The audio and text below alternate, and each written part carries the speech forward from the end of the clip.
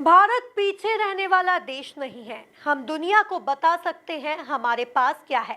भारतीय संगीत और पारंपरिक वादन का एक साथ मिलकर चलना अनुशासन, संस्कार और सद्भाव सिखाता है।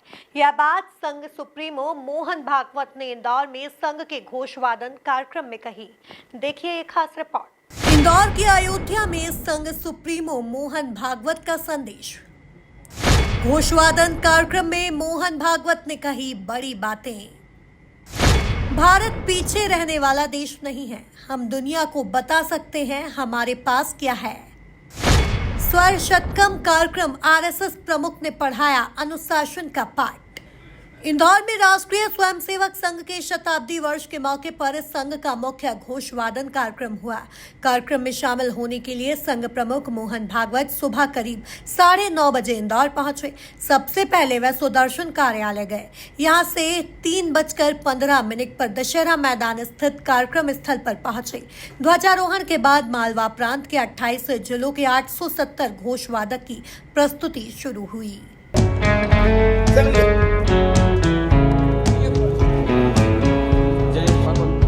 जय श्री राम। अपना स्थान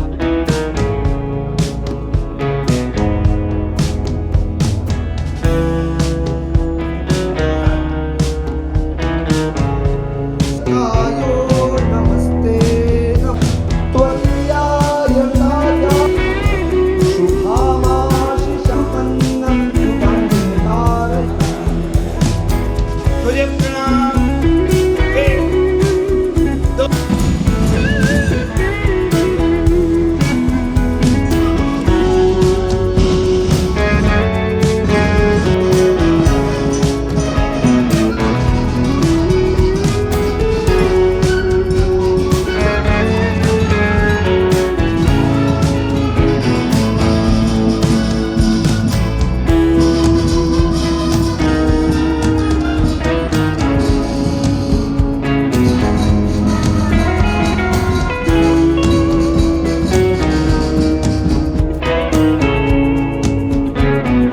तुझे प्रणाम।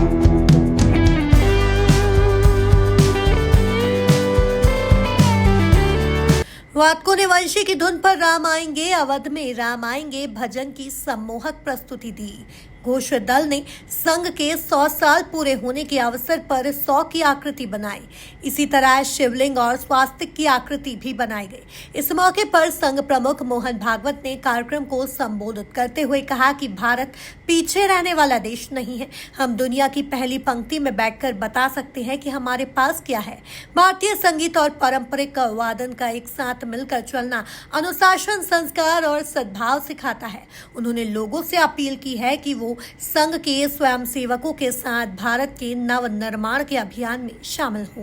यहाँ जो है उसके आधार पर इसकी रचना हम बना सकते हैं क्या? तो ध्वजारोपण ध्वज चढ़ रहा था तब आपने जो रचना सुनी रागेश्वरी राग में, वो रचना पहले बनी और बाद में संचलन के व्यायाम योग के लिए अनुकूल ऐसी भारतीय संगीत के आधार पर रचना या बनी भारतीय तालों के आधार पर और वादन शुरू हो गया और बढ़ते बढ़ते आज इस प्रकार हो गया है।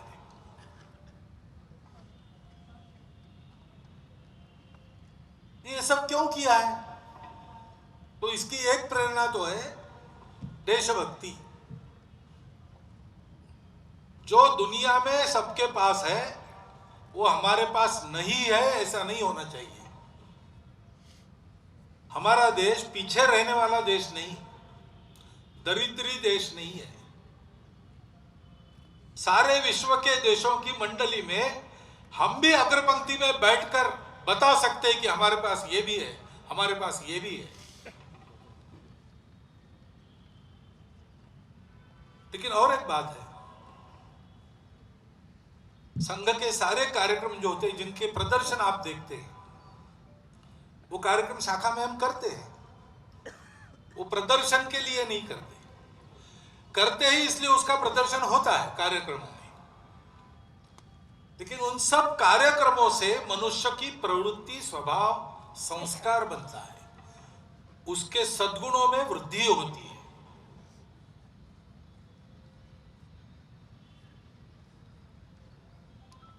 हम दंड सीखते हैं तो लाठी काठी का प्रदर्शन करने के लिए नहीं सीखते,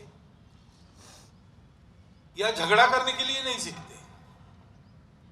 सीख गए तो दोनों प्रसंग आ गए तो काम में आती है, प्रदर्शन में भी आती है, निदर्शन में भी आती है। लेकिन प्रदर्शन हमको उत्सव में करना ही पड़ता है, और झगड़ा बने तक हम करते नहीं। अब कोई आके हम पर गिर गया तो इलाज नहीं। परंतु लाठी हम इसके लिए नहीं सीखते, लाठी इसलिए सीखते हैं कि लाठी चला सकने वाले मनुष्य को वीरवृत्ति प्राप्त होती है, वो डरता नहीं है। जो उपन्यास जिसमें वंदे मातरम है, आनंद मठ, उसने उस उपन्यास का नायक तो कुछ डाकुओं का हमला होता है, सशस्त्र भाला तलवार वगैरह लेके, और जिस परिवार पर हमला होता है उस परिवार में अतिथि का नाते एक रात के लिए ठहरा है, और फिर मुकाबला होता है। इसके हाथ में केवल लाठी रहती है, लेकिन शिक्षित है लाठी में, तो उस एक लाठी के आधार पर उस गुंडों की टोली को वो बाहर भगा देता है। उसके बाद वो एक वाक्य कहता है जो लिखा है उपन्यास में, बांग्ला में उपन्यास, ए लाठी तुम्हार दिन गए छे किंतु सुशिक्षित हाथे पड़िलो तुम्ही पारो ना एरम कोई काज नहीं, एरम क्यों काज नहीं। हे लाठी तुम्हारे दिन लग गए, परंतु सुशिक्षित हाथ में पड़ने के बाद तुम कर नहीं पाती ऐसा कोई काम नहीं। वो जो शिक्षण है संकटों में अड़िग रहने का, जिस व्रत को हमने ठान लिया है उस व्रत के पथ पर अविचल चलने का, उस व्रत के लिए आवश्यक धैर्य और सातत्य देने वाले कार्यक्रम है। ऐसे ये जो संगीत का कार्यक्रम है, घोष रण संगीत का कार्यक्रम, मोहन भागवत ने कहा कि जो कार्यक्रम आपने देखा, इतनी सारी रचनाएं बजाने वाले सभी संगीत साधक नहीं हैं, सभी अपना अपना समय निकालकर प्रस्तुति दी है। इतना परिश्रम करके इतना अच्छा वादन कर सकते हैं। पहले मिलिट्री और पुलिस ही थी जो वादन करती थी, उनकी धुन सुनकर स्वर लेकर आना, एक धुन लाने में 10-10 दिन लगते हैं। जो कार्यक्रम आपने देखा, हमारे अतिथि महोदय ने भी कहा कि सतत इतना वादन, हाथ में कोई स्वरलिपि नहीं है, सब स्मृति में रखकर इतनी सारी रचनाएं बजाना, और वो भी इसमें से कोई भी संगीतानुरागी तो सब है, लेकिन संगीत साधक सब नहीं है। अपना अपना काम करते समय निकालकर इसका अभ्यास करके उन्होंने ये प्रस्तुति दी है।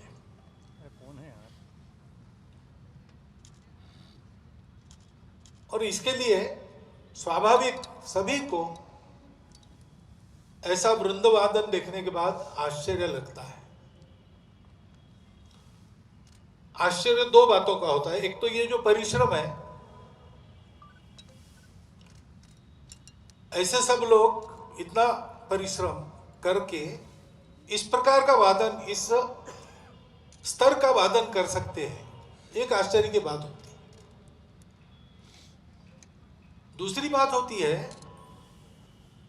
कि मैदानी संगीत में, रण संगीत में, मार्शल म्यूजिक में रागदारी बज सकती है,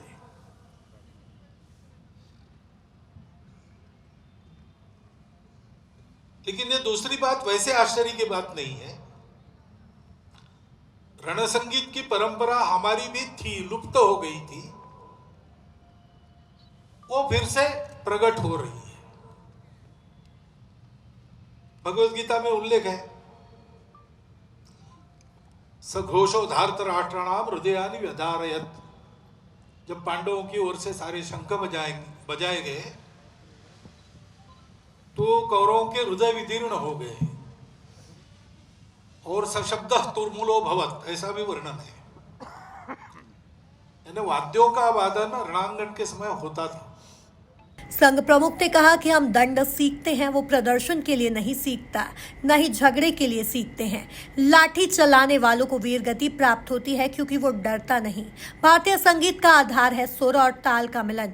रंजक नादों को स्वर कहते हैं। संगीत समन्वय सिखाता है, संगीत एक साथ चलना सिखाता है।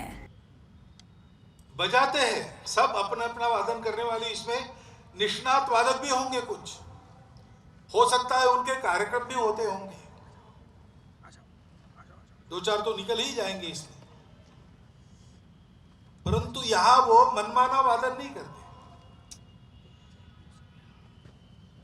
यहां वो सबके साथ वादन करते हैं, सबके सुर में अपना सुर मिलाते हैं।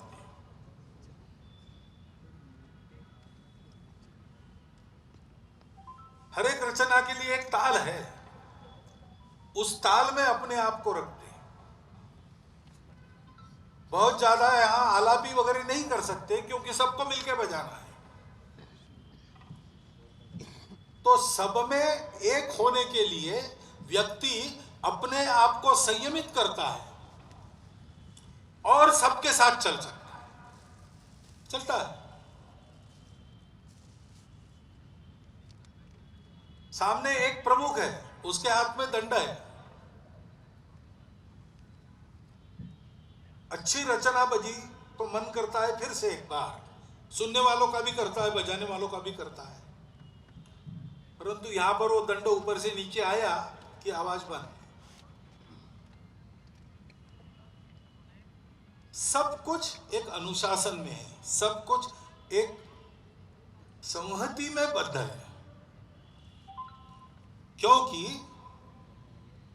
भारतीय संगीत का आधार ही है सुर और ताल का मेलन होता है, और स्वर उनको कहते हैं जो रंजक नाद है। ध्वनि अनेक प्रकार की है, उसमें जो कर्ण मधुर होती है उसको नाद कहते हैं, और उसमें भी कर्ण से अंदर लेकर मुख से बाहर कर सकते हैं, और बाहर सुनाई देने पर भी आनंद ही होता है। ऐसे रंजक ध्वनि को, रंजक नादों को स्वर कहते हैं।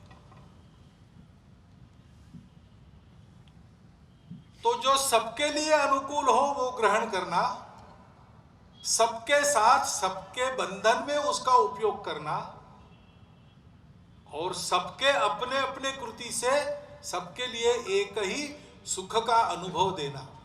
कोई पड़ाव बजा रहा है, कोई आनंद बजा रहा है, अपना अपना वाद्य सब बजा रहे हैं, परंतु सबके स्वर मेलन से हम सबको एक रंजन मिलता है। कार्यक्रम में कैबिनेट मंत्री कैलाश विजयवर्गीय, मंत्री तुलसी सिलावट, सांसद शंकर लालवानी, विधायक रमेश मेंदोला, मालिनी गौड़, उषा ठाकुर, पूर्व लोकसभा स्पीकर सुमित्रा महाजन, पूर्व विधायक आकाश विजयवर्गीय, जिला अध्यक्ष चिंटू वर्मा सहित अन्य बीजेपी नेता भी शामिल हैं। कार्यक्रम में लगभग 12 से 15 हजार लोग शामिल हुए, जिसमें स्वयंसेवक, शहर के गणमान्य नागरिक शामिल रहे। Bureau report, MP news, Indore.